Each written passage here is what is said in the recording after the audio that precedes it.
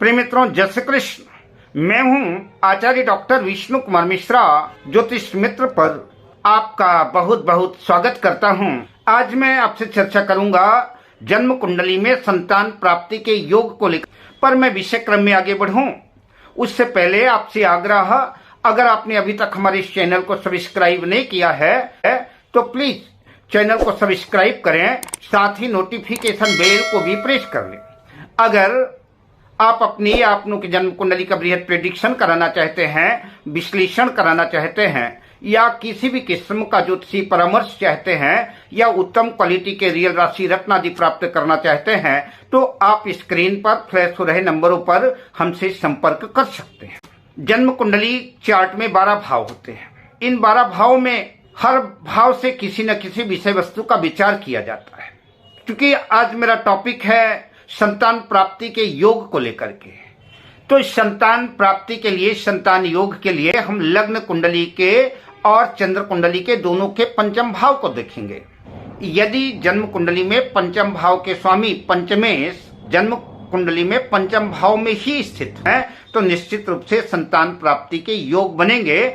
जन्म कुंडली में पंचम भाव और पंचम भाव के स्वामी पंचमेश शुभ ग्रहों से दृष्ट हो, शुभ प्रभाव में हो, तो ये सोने में सुहागे जैसा काम करेगा। संतान के कारक देवगुरु बृहस्पति हैं, तो जन्म कुंडली में देवगुरु बृहस्पति भी जो है बलवान होने चाहिए, केंद्र त्रिकोण में होने चाहिए, यह अति उत्तम होगा। तो निश्चित रूप से जन्म कुंडली में संतान प्राप्ति के योग बनेंगे।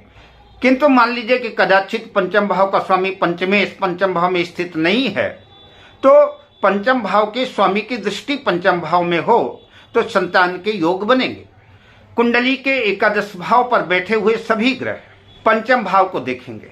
सूर्य की, चंद्र की, शुक्र की और बुध की 7वीं दृष्टि से ही यहां से देखेंगे। किंतु मंगल हो गया, देवगुरु बृहस्पति हो गए, शनि हो गए, इनके अतिरिक्त दृष्टियां भी हैं। मंगल के पास 4थी दृष्टि है, मंगल के पास 7वीं दृष्टि है, मंगल के पास 8वीं दृष्टि है। जन्म कुंडली में अगर मंगल पंचमेश है तो इस द्वितीय भाव पर अगर मंगल स्थित है तो इस द्वितीय भाव से मंगल अपनी 4थी दृष्टि से पंचम भाव को देखेगा, तो संतान प्राप्ति के योग बनेंगे। अगर मंगल जन्म कुंडली के 10वें भाव में स्थित है तो मंगल की 8वीं दृष्टि पंचम भाव पर पड़ेगी, तब भी संतान प्राप्ति के योग बनेंगे। मंगल अगर एकादश लाभ भाव में स्थित है तो एकादश लाभ भाव में स्थित है तो निश्चित रूप से उसकी 7वीं दृष्टि पंचम भाव पर पड़ेगी, तो भी संतान प्राप्ति के योग बनेंगे। अगर जन्म कुंडली में पंचमेश देवगुरु बृहस्पति है तो पंचमेश देवगुरु बृहस्पति तो अगर लग्न में स्थित हैं तो अपनी 5वीं दृष्टि से पंचम दृष्टि से जो है तो पंचम भाव को देखेंगे, तो संतान प्राप्ति के योग बनेंगे। अगर जन्म कुंडली के 9वें भाव पर देवगुरु बृहस्पति स्थित हैं तो 9वें भाव पर स्थित होकर के अपनी 9वीं दृष्टि से पंचम भाव को देखेंगे, तब भी संतान प्राप्ति के योग बनेंगे।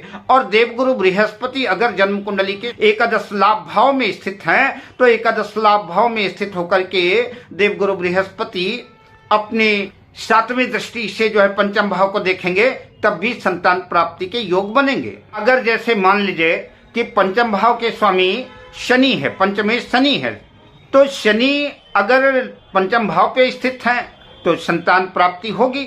हो सकता है विलंब से हो, तो निश्चित रूप से संतान होगी। पर अगर पंचम भाव पर शनि नहीं है तो जन्म कुंडली के अगर 3य भाव पर शनि स्थित है तो 3य भाव में पराक्रम भाव में स्थित होकर के शनि अपनी 3री दृष्टि से पंचम भाव को देखेंगे, तो संतान होगी, विलंब से होगी पर जरूर होगी।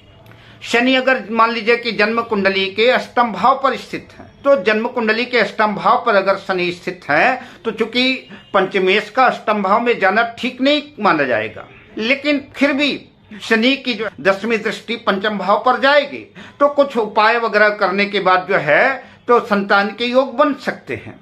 और अगर शनि एकादश भाव पर स्थित है तब भी जो है संतान के योग बनेंगे, क्योंकि शनि 7वीं दृष्टि से पंचम भाव को देखेंगे, तो विलंब से ही सही, क्योंकि शनि विलंब कराते हैं, पर संतान होगी।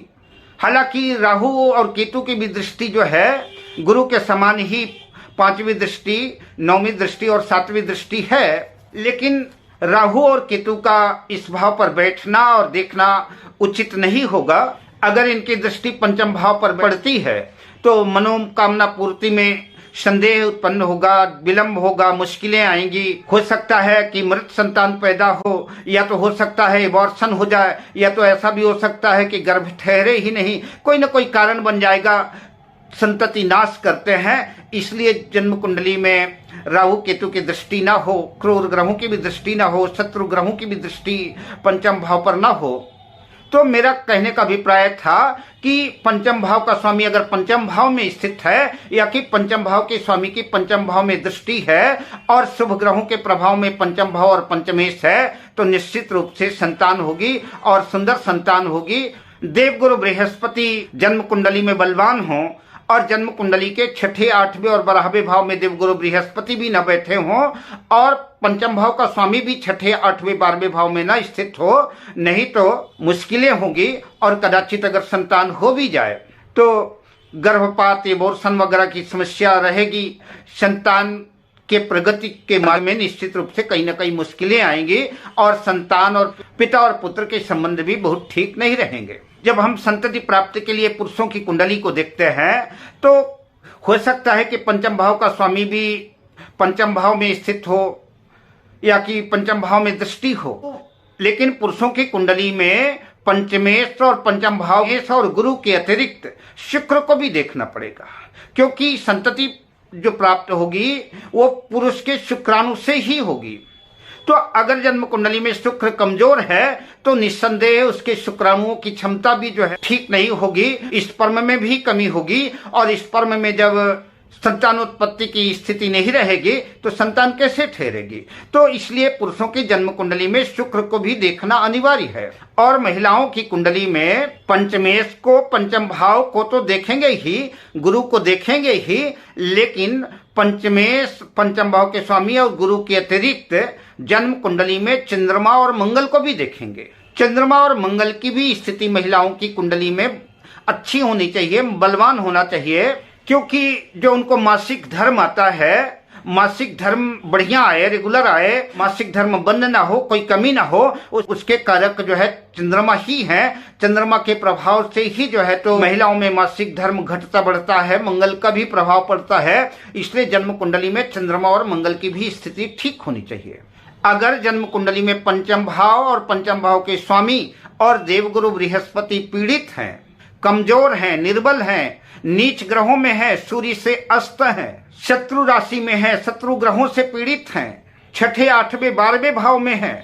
अस्त मृत का तो एक बार चल सकता है, मृत है तो उनकी ताकत बढ़ाई जा सकती है, अस्त है तो उनका भी उपाय किया जा सकता है। अगर ग्रह जन्म कुंडली के छठे, 8वें, 12वें भाव में है तो निश्चित रूप से संतान के क्षेत्र में मुश्किलें आएंगी, संतान उत्पन्न करने में निश्चित रूप से कोई ना कोई बाधा उत्पन्न होगी।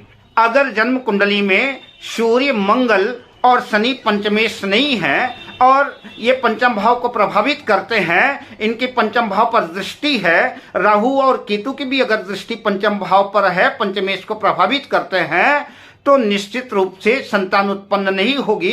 अगर होगी भी तो मृत उत्पन्न होगी या कि गर्भपात हो जाएगा, एबॉर्शन हो जाएगा। इसलिए जन्म कुंडली में पंचम भाव, पंचमेश और देवगुरु बृहस्पति को भी देखना अनिवार्य है, वो अच्छी कंडीशन में हो, बलवान स्थिति में हो। अगर पंचम भाव में खासतौर से 3 क्रूर ग्रह प्रभावित कर रहे हैं, उनकी दृष्टि है या कि बैठे हैं, तो निसंदेह संतान नहीं होगी। संतान के क्षेत्र में मुश्किलों का सामना करना पड़ेगा और उसकी वंशवृद्धि वहीं पर रुक जाएगी। अतः ऐसे लोगों की संतति उत्पत्ति नहीं होती, गर्भ नहीं ठहरता। हालांकि ये बहुत विस्तृत विषय है, अगली चर्चा मैं फिर अगले विषय में करूंगा। बहुत ढेर सारा विस्तृत विषय है, एक वीडियो पर यह सब कुछ कवर नहीं किया जा सकता। अब मैं आपसे लेता हूं विदा, शुभकामनाओं के साथ। जय श्री कृष्ण।